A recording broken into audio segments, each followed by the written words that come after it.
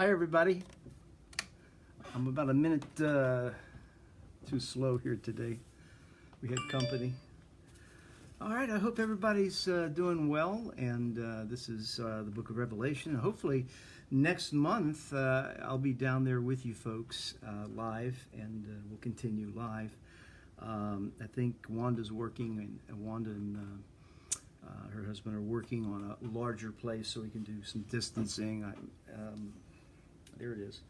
Well, last time we ended chapter 8, and in chapter 8 we see the destruction moving from, and of course this is, this is reminiscent somewhat of what we're going through in our days as well. I know it's a terrible time for the world, but it's also a time for the world to cry out to God, isn't it? So chapter 8 deals with the expansion of the destruction from 1/4 of the earth to 1/3 of the earth, and we're going to in the future see that escalate even further to 2/3 and then to 3/3. In chapter 8, the great burning mountain is destroyed. The burnt out mountain, which we saw from Jeremiah, clearly is Babylon. Babylon is Rome. Babylon is Sodom and Gomorrah. Babylon is any nation or group of nations, any empire or group of empires who have rejected God's order of things, and basically has lifted up humanity as its own God. Thus, 666 represents man. It can never really be 777. It can never enter into the seventh day, the Sabbath, if you will. And then the chapter 8 ends with woe, woe, woe to the earth dwellers. So it's not a good message for the earth dwellers. And the message to the believers is, do you want to be part of that? Right? No, of course we don't want to be part of that. So in chapter 9, verse 1, the fifth angel sounded his trumpet, and I saw a star that had fallen from the sky to the earth. The star was given, no power of its own, but was given the key to the shaft of the abyss. And we have all kinds of intertestamental literature dealing with the abyss. And the abyss in First Enoch is the place where Azazel, Satan apparently, Azazel is bound, and so it's not a good place. It's also called the pit. It's called the grave. In the Qumran scrolls, this is the place where evil spirits are relegated to the dark pit. This is a picture, isn't it, in contrast to what we saw in the heavenly host, that beautiful picture of the heavens and God and the hosts and the praising and the praises. What's called the Damascus Document. This is a Qumran document, and chapter 2 verses 18 and 19. The watchers were angels who were in charge of watching out, of guarding and protecting mankind, but they didn't do it. The watchers of heaven fell because of their stubbornness of heart. They were taken because they had not kept the commandments of God. And their sons, as tall as cedar trees, whose bodies were like mountains, fell because of this. Angels are watchers. In Daniel, you see it. You see it in the intertestamental book of Jubilees in Enoch, the testaments of the 12 patriarchs. You see it in Isaiah chapter 14, on and on and on. So the abyss is someone has the key to the abyss to either lock it up and keep the baddies in there, or to unlock it and allow them to come loose. Verse 2 of 9. When he opened the abyss, smoke rose from it like the smoke from a gigantic furnace, like a smelting furnace. The sun and sky were darkened by the smoke from the abyss. So again, this is the antithesis of the heavenly hosts, high and lifted up. The abyss is the deep ocean, the deep pit, the place where the sea dragon dwells, the prayer of Manasseh, the third prayer of Manasseh, Isaiah 51:9. We see these similar things. It's the place in the earth for temporary punishment. We're not saying these things are real, and I'm not purporting these things as real. I'm saying this is a backdrop, like historical events were a backdrop, but they weren't the story, right? They were the backdrop for the imagery, for the language of the story that John is trying to evolve. In the same way, the intertestamental figures and language is used here as the backdrop for what's happening here. And what we're seeing is that the dragon is not in charge of the universe. The dragon has been, in fact, defeated. The dragon can be locked up or released, and it depends upon the will and the power of God. Okay, so Revelation 9:3. And out of the smoke, locusts came down upon the earth and were given the power like that of scorpions of the earth. And you know that locusts were one of the plagues in Egypt. Again, this is not the story of Egypt. It's not going to be just like Egypt. But these scorpions have the ability to do harm, right? In the rule, let's see, as the smoke, okay, the rule of the community. This is, again, a Qumran document, Cave 1. Describes those who follow Belial, that is Satan, the angel of darkness.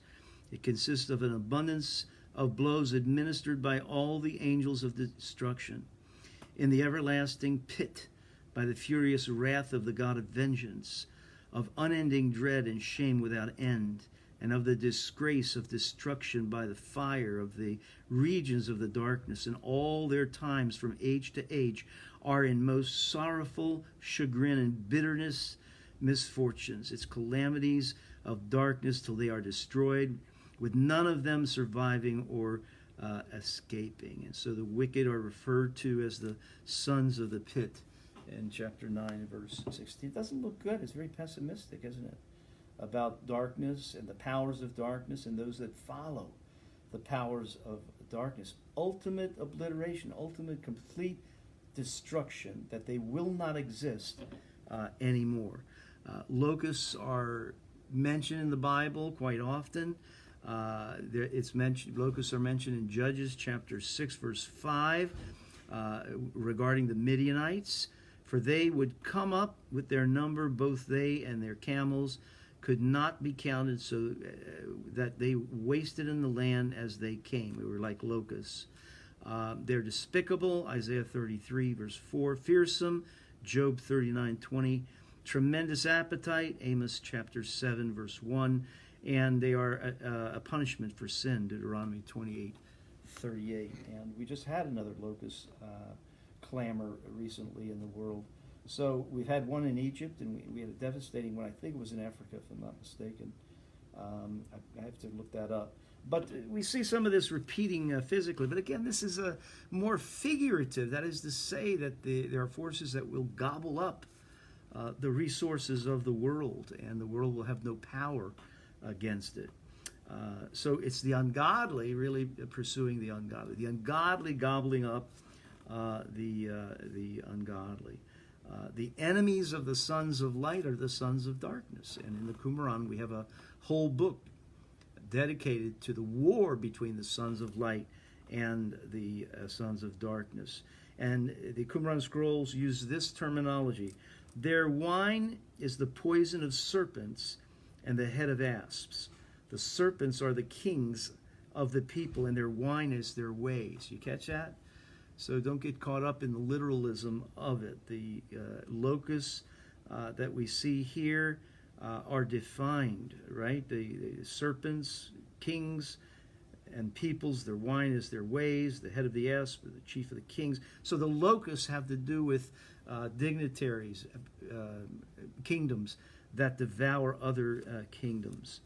Verse 4, they were told not to harm the grass, the hortos, the wild plants, as opposed to the cultivated plants of the earth, or any plant or tree, but only those people who did not have the seal of God on their foreheads. The world sees sees what they think is normal as cultivated, as intelligent, as normal in the world. But that's the ones that the locusts are going to go after. And the uncultivated ones, from the perspective of world society, those are the believers who are thought to be stupid and naive and foolish and so forth and so on. God commands the locusts not to harm them, right? So in chapter 8, we saw it originally, verse 7, there was sufficient harm to the vegetation. The wild plants will be redeemed. The chartos, the wild grass, are the redeemed. Then again, back to Revelation chapter 9, and we mustn't get caught up too much in the detail. Basically, what it's saying the same thing over and over and over. The world's going to be devoured, and there's a lot of historical and stories in the intertestamental time that are used for the language and the backdrop to say it's going to be a bad time for the unbeliever on the earth. They were not given, verse 5, power to kill them, but only to torture them for 5 months. And the agony they suffered was that like a sting of a scorpion when it strikes a man. 5 months, locusts are in Israel for 5 months. So this is an allusion to the yearly reality of the locust being there, and the reality of the locust being there in the last days. 5 months is less than half a year. It's a small period of time. They do not kill, but they torture. Verse 6, during those days men will seek death, but will not find it. They will long to die, but death will elude them. I want to read from Job chapter 3, verse 20. Why is light given to those in misery, and life to the bitter of soul, to those who long for death that does not come, who search for it more than hidden treasures? Okay, you're not trying to contact me. Okay. Sometimes you guys give me messages on the text. All right. So Job says, those who long for death can't seem to find it. They get light. They get their lives prolonged, and they don't want that life prolonged. Verse 7. The locusts look like horses or horsemen prepared for battle. On their heads they wore something like crowns of gold. And by the way, in the Qumran scrolls you have a similar depiction. And their faces resembled human faces. Their hair was like women's hair, and their teeth was like lion's teeth. So what could this be? Well, the historical backdrop for this are the Parthians. And the Parthians were attacking Rome on their eastern border. And they would come in and grab some land, and Rome would push them back, and they would come in. And they were a constant threat to the Roman Empire. They were incredible horsemen and rode white horses, and they had jet black, long hair, and they would dip their arrows in poison so that if it hit you, you were gone. That was it. That's the historical backdrop. It's not the real story, right? So we're not giving you a preterist look of the book of Revelation. These historical and anecdotal stories from apocalyptic literature form again the language and the vehicle to move the book of Revelation forward in the last days. And last days last a long time, from the time of Yeshua to his return. Notice what these guys look like. Their faces represent human faces. They have women's hair. Teeth were like lion's teeth. And basically it just doesn't, it looks inhuman. Winged horses often were used to represent something unnatural, the prophecy of some doom, if you will. Let's go back to the book of Joel, chapter 2 and verse 4. Just an allusion back here. They have the appearance of horses. They gallop along the cavalry, like cavalry. With a noise like that of chariots, they leap over the mountaintops, like a crackling fire consuming stubble, like a mighty army drawn for battle. At the sight of them, nations are in anguish. Every face turns pale. They charge like warriors. They scale walls like soldiers.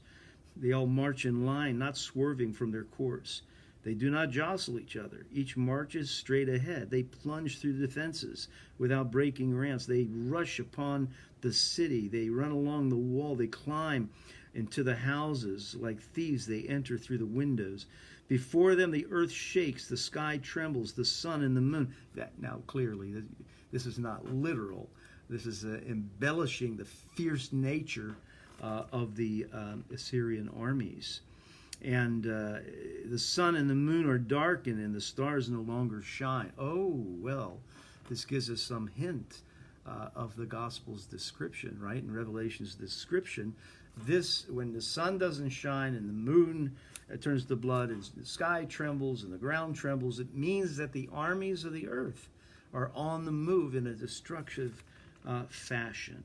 The Lord thunders at the head of his army. His forces are beyond number, and mighty are those who obey his command. The day of the Lord is great. It is dreadful.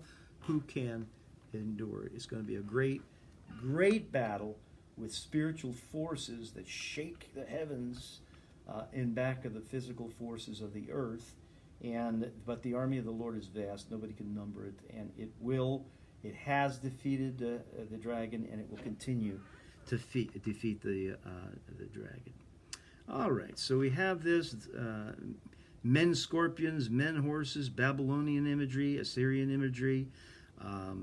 By the way, the Egyptians copied this, and so did the Greco-Roman world copy this kind of language.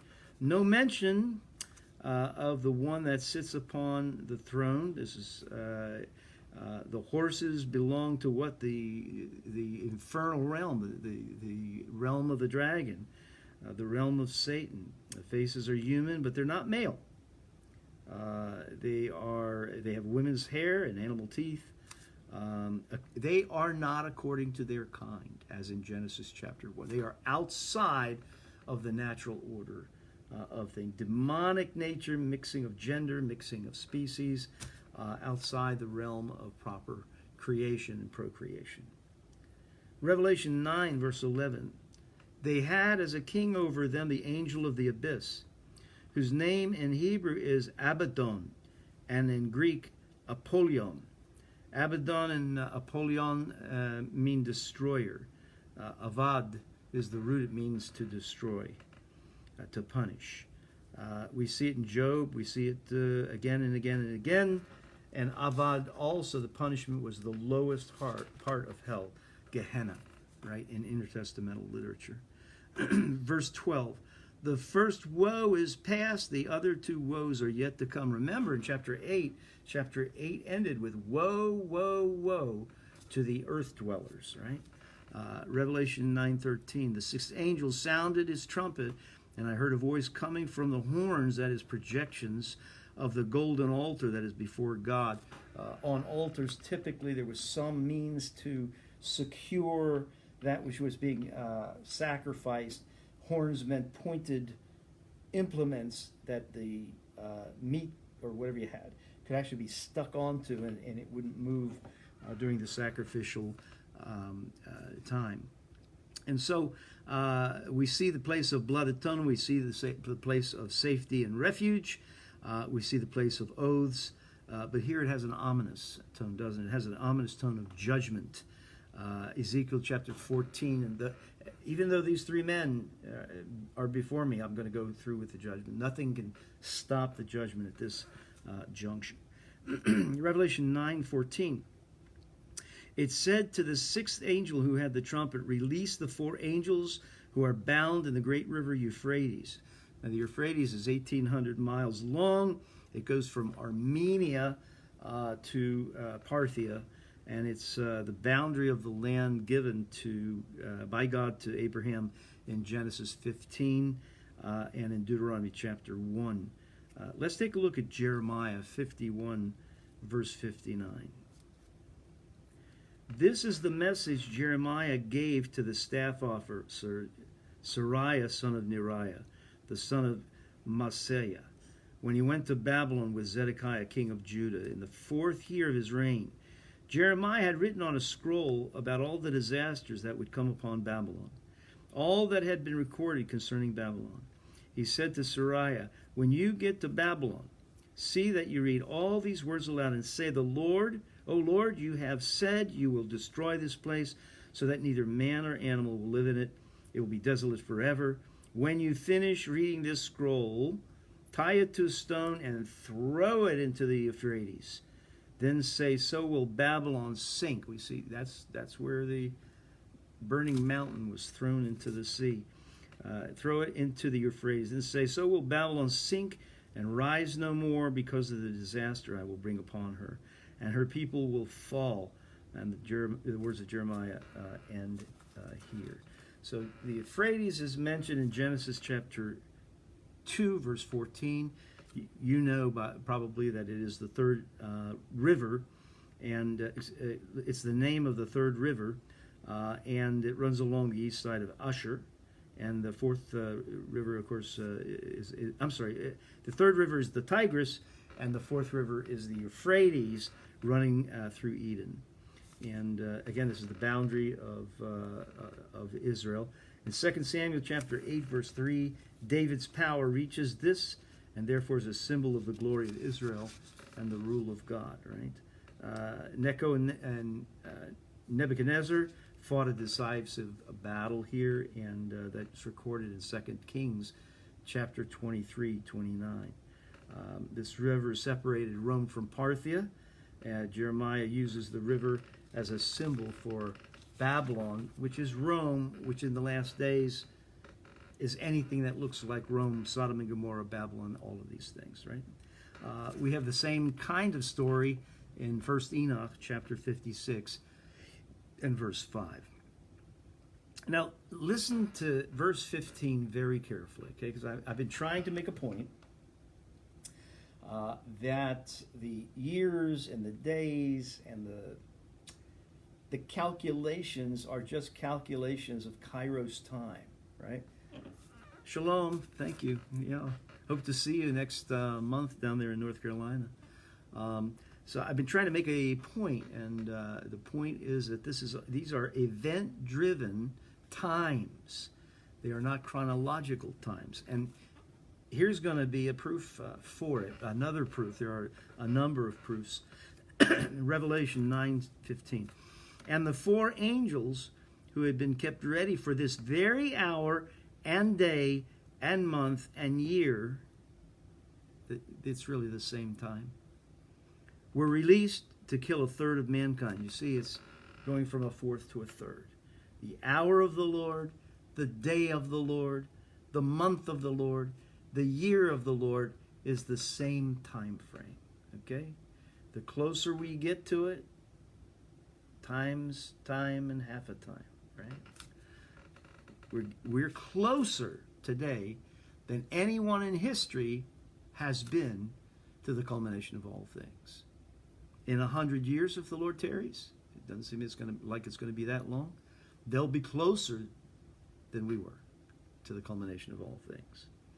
Verse 16, the number of the mounted troops was 200 million. This is an inconceivable number. It's just a huge number. No army in the world, all the armies of the world couldn't even begin to fathom a number like this. I heard their number. The horses and the riders I saw in my visions looked like this. Their breastplates were fiery red, dark red, and yellow as sulfur. They look like brimstone, don't they? Right? The heads of the horses resembled the heads of lions, and out of their mouths came fire, smoke, and sulfur. Fire and burning sulfur is brimstone. So the horses and the riders have unnatural looks, but notice who's doing the destruction. It's not the riders, it's the horses. So we know this is symbolic language. The horses are an unnatural animal. They come from what? A rebellion against things after their kind, against the procreation of one kind producing the same kind, right? Revelation 9:18. A third of mankind was killed by the three plagues of fire, smoke, and sulfur that came out of whose mouth? The horse's mouth. It's the horses that kill. The power of the horses was in their mouths and in their tails. For their tails were like snakes having heads with which they inflict injury. So now something has changed. These horses have tails like snakes. They're able to kill. Unlike the locusts, scorpion-like tails, they don't inflict death, but they inflict torture. That was back in verse 5. So large numbers indicate that what the real action is way beyond that of humankind, that the real action is between innumerable amounts of angels, continued war. Though the war has been won, it's considered like a mopping up operation, if you will. And we see it in Psalm 68. We see it in 2 Kings 2. Psalm 68:17. The chariots of God are tens of thousands and thousands of thousands. The Lord has come from Sinai into his sanctuary. We see that and large numbers depict really the supernatural kingdom, which is the reality. That's the real, if you will. Verse 20, the rest of mankind that were not killed by these plagues did not repent of the work of their hands. They did not stop worshiping demons, the idols of gold. Now look, Paul is harsh on this. John is harsh on this. Anything outside of the worship of God is worshiping demons. And now you tell this to people, they're going to think you're a little nuts and you're a little insulting. But from God's view, most of the world is worshiping demons. They have no idea. And they're going to succumb to the fate of demons. Where demons are going to go, that's in fact where the demon worshipers are going to go. Idols of gold, silver, bronze, stone, and wood. Idols that cannot see or hear or walk.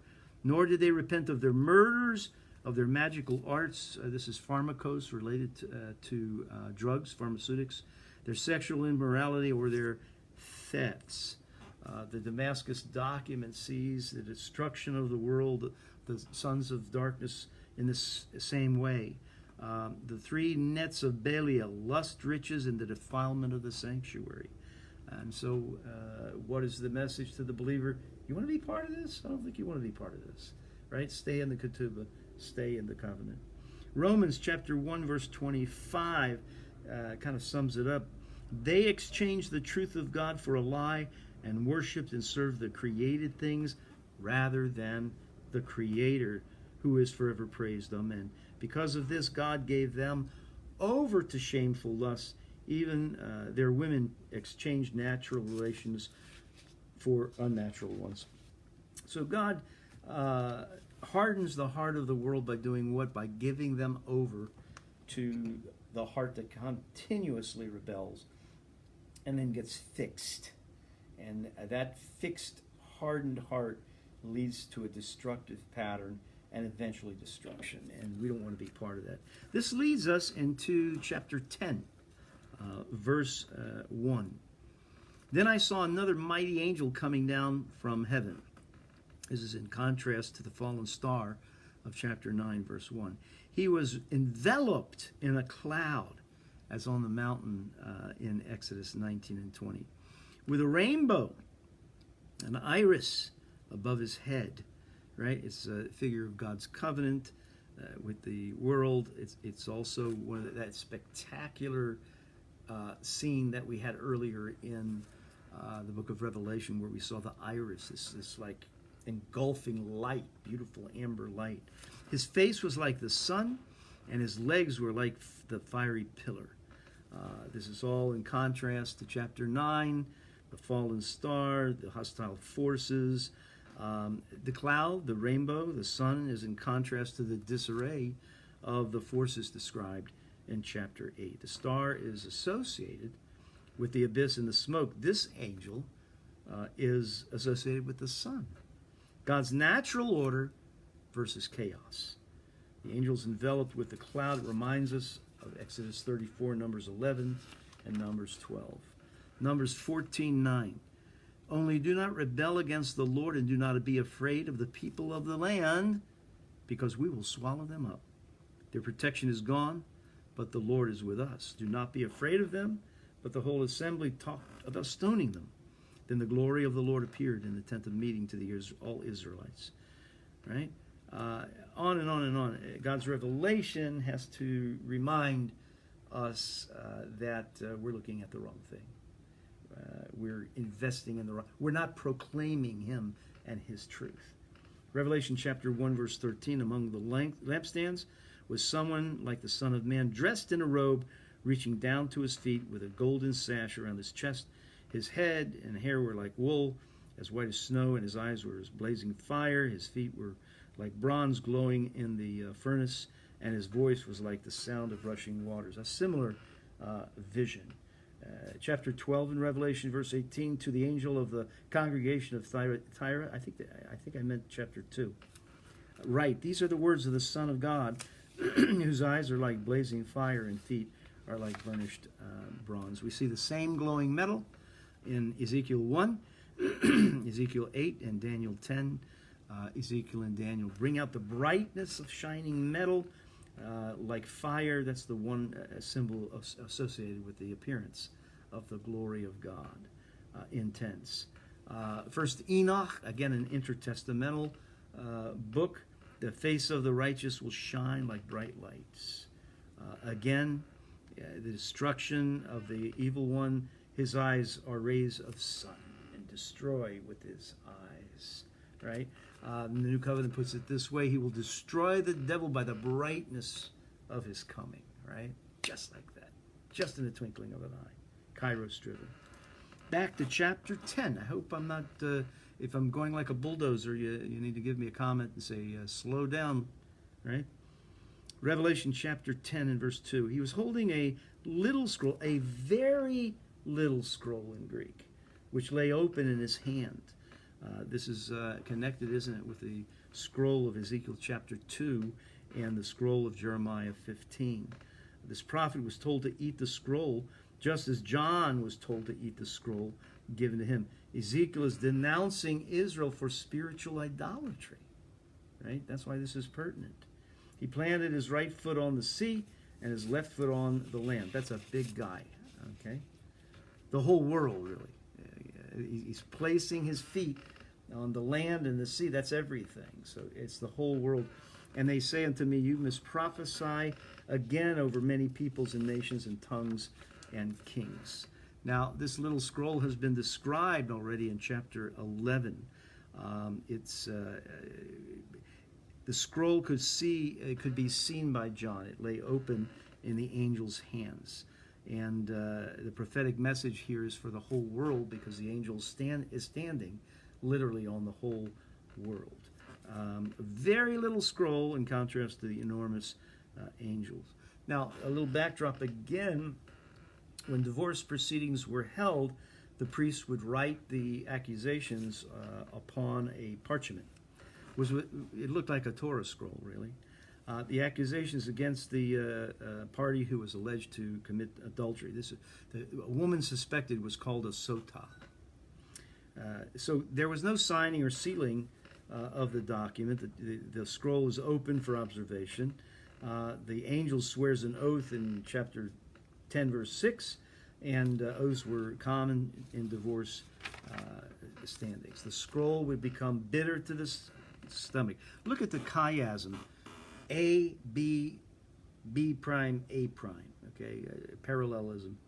Swallow it, it will be bitter in your mouth, but it will be sweet as honey in your mouth. It was sweet as honey in your mouth, but bitter to my stomach. Okay, beautiful artistry here. It was the abdomen which the bitter waters of the sotah was supposed to effect. The beginning of the covenant of Mount Sinai is called the day of espousals, the day of the engagement of Israel to become the wife of God. In the rabbinic commentary on Numbers, The law of jealousies in Numbers chapter 5 is made analogous to the relationship with God and Israel. It's always been understood symbolically in that way, even as the Song of Solomon. Certainly, it's a love story. There's no question it's a love story. But it's also allegorically taken parallelly in midrashic form, that is interpretive form, as God's love for Israel and Israel's love for God. This is the laws of jealousies, said the Holy One.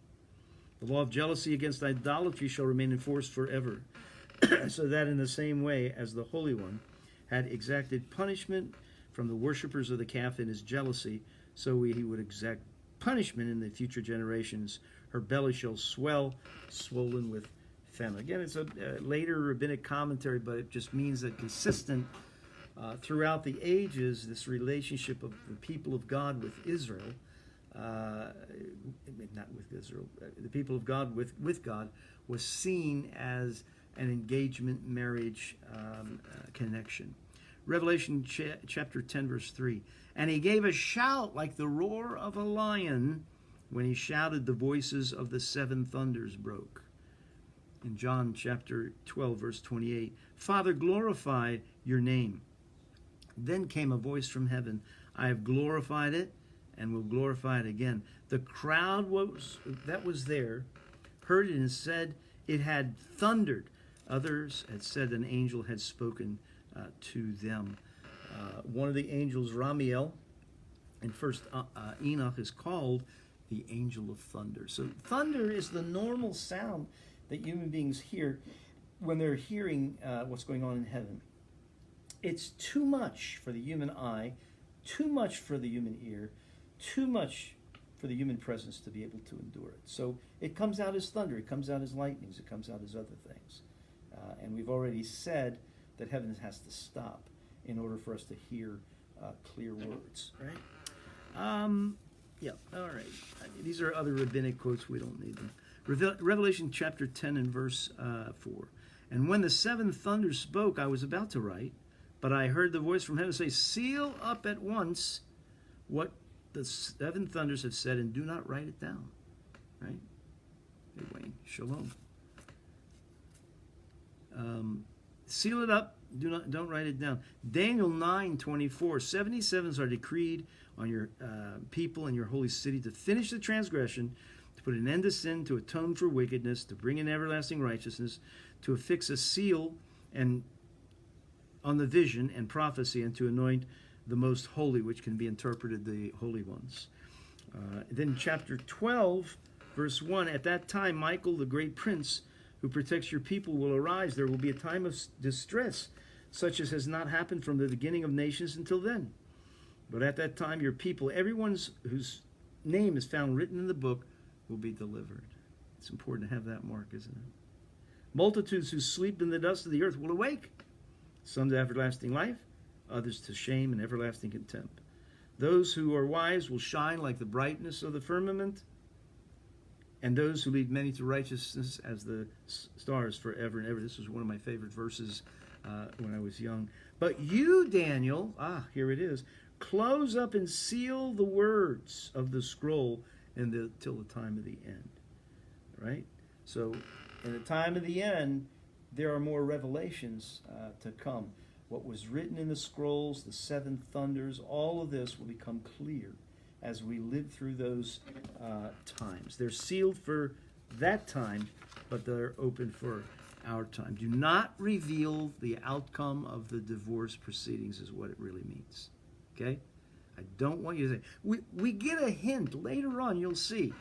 When the scripture says the bride has made herself ready, it means there's a goodly number of believers who have stayed in the covenant, and the bride is ready to be received by the bridegroom. However, don't judge anything before the time.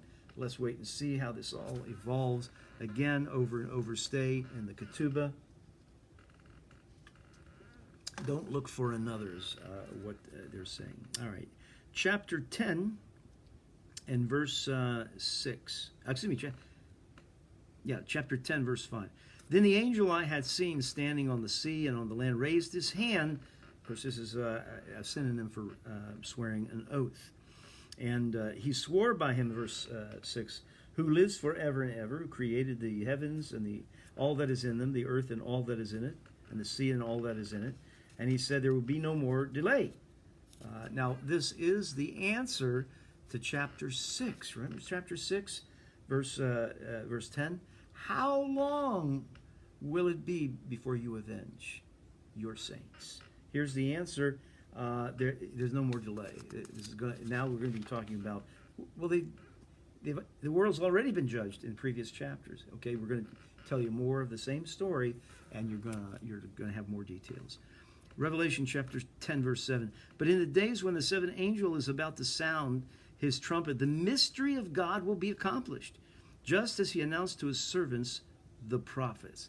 Now, a mystery is not mysterious. It is just something that is hard to understand, but can be revealed by God. Right? Ephesians chapter 3, verse 8.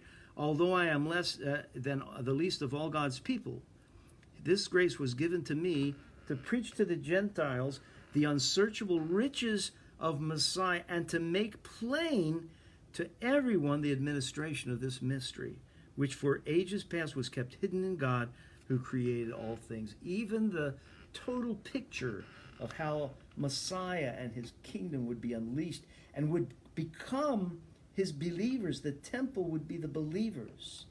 And all of that was hidden until the time where he appeared. Colossians chapter 2, verse 2. My purpose is that they may be encouraged in heart and united in love, so that they may have the full riches of complete understanding, in order that they may know the mystery of God, namely the Messiah. Well, that gives us another tool. Knowing Yeshua intimately is knowing the mysteries of God. As we know him, the mysteries of God will become evident to us, right? And we'll teach on that at another time. Then in verse 8, the voice that I had heard from heaven spoke to me once more, go take the scroll, we're back to the divorce proceedings, that lies open in the hand of the angel who is standing on the sea and on the land. So in verse 9, I went to the angel and asked him to give me the little scroll. He said, take it and eat it. It will turn your stomach sour, but in your mouth it will be sweet as honey. Here's the chiasm. I took the little scroll from the angel's hand. I ate it. It tasted sweet as honey in my mouth. But when I had eaten it, my stomach turned sour. It means what? That the Sotah's belly grew. All right. It's the Sotah theme. Ezekiel chapter 3, verse 1. And he said to me, Son of man, eat what is before you. Eat this scroll, and then go and speak to the house of Israel. So I opened my mouth, and he gave me the scroll to eat. Then he said to me, Son of man, eat this scroll I'm giving you and fill your stomach with it. So I ate it, and it tasted sweet as honey in my mouth. It's the same story, right? Jeremiah's the same. Ezekiel's the same. Book of Revelation the same. It is the test of the unfaithful woman, the bride of the Messiah, to be the ones who have agreed to be in the ketubah.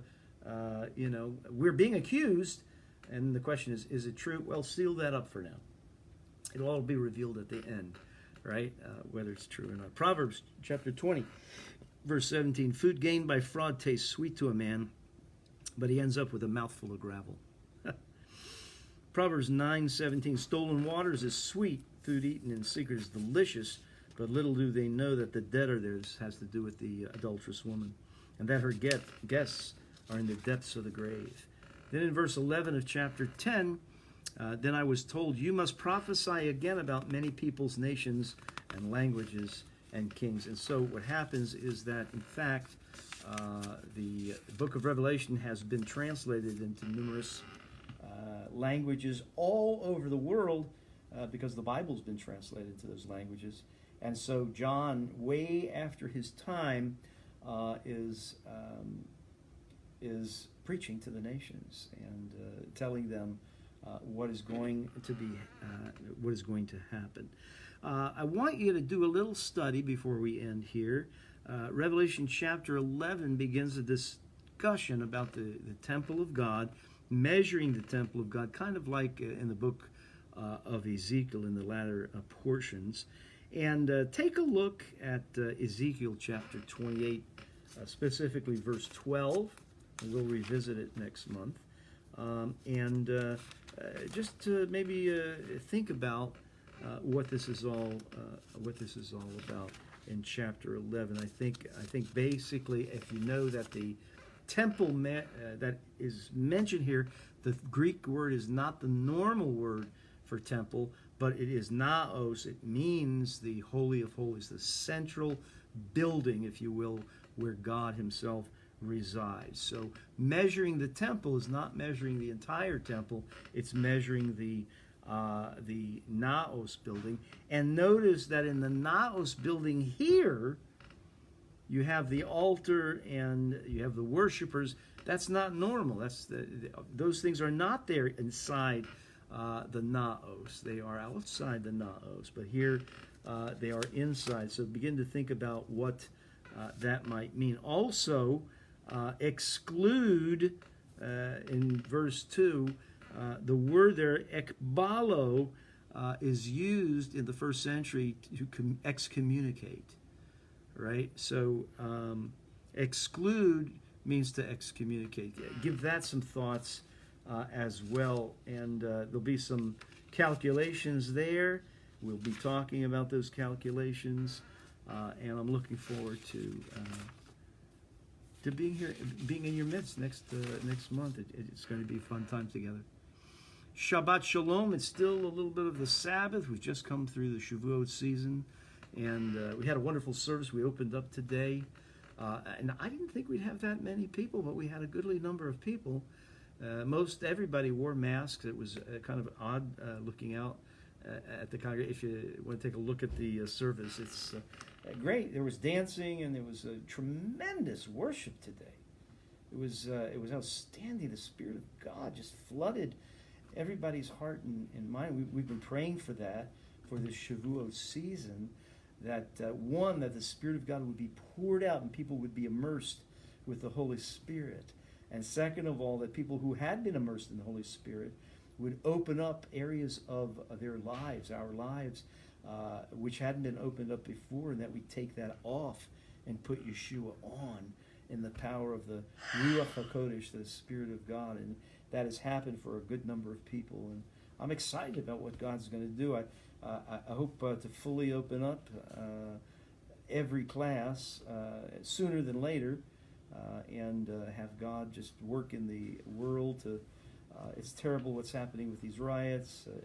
Murdering somebody who's of a different color is a terrible thing as well, and that there needs to be justice in the earth for sure. But let's keep our eyes on that which is above and pray for God's justice to be established, even in the human governments. I think that can happen. It will, of course, it's going to happen in the ultimate sense when the Lord returns. But, we can do so much good. We can pray for our world.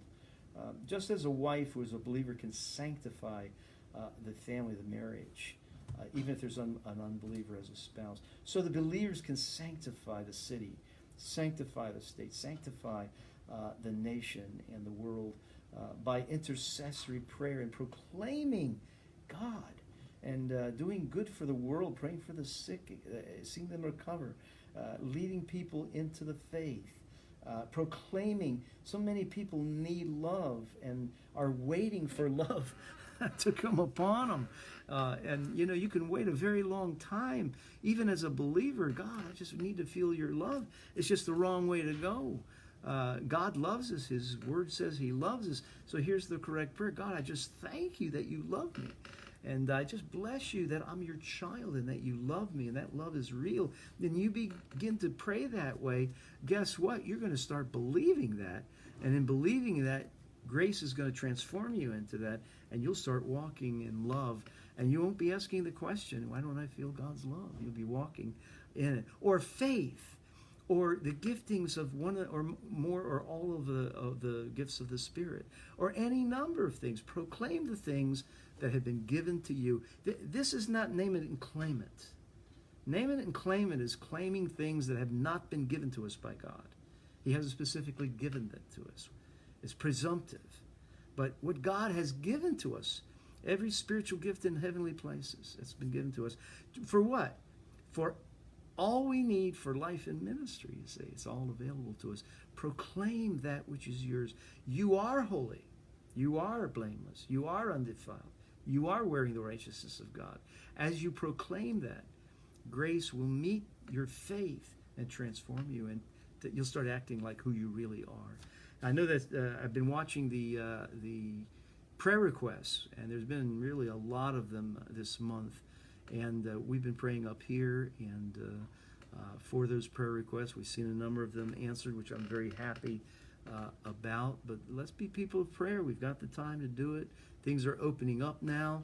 I know there are folks who don't want this country to open up, but let's just pray that God bursts through all of that rubble, and that we are able to open up, and that people get their jobs back, and the economy gets rolling. And I know for our congregation, we've had so many more calls, Jewish people and non-Jewish people calling up for help. They don't know what to do. They're jobless, or they're helpless. Science isn't helping them. Economics is gone. It can't help them. And they're looking for light. And we, according to Philippians, are supposed to shine as lights in the darkness. So I'll see you next month, and I hope there's going to be a lot of testimonies about shining. Even in the book of Revelation, the believers shine. So don't forget to shine as the stars, as the brightness of the firmament. God bless you, and see you next time. Don't forget, we're going to be on Facebook Wednesday evening at 7 o'clock. We're further along in the book of Revelation on Wednesday nights. And thank you very much, those of you who have been supporting Beth Messiah. And it's just great. We are getting more donors, in fact, some of whom we don't even know. They've been watching us on Facebook Live and appreciative of the teachings and of the services. And they've been supporting us. Our roof price has gone up from $174,000 to $230,000 to get it repaired, and it's going to happen. We're going to do it as Chloe prophesied some time ago. Blessing upon blessing upon blessing. So I hope that's for you too, and blessings for all of you. Shalom.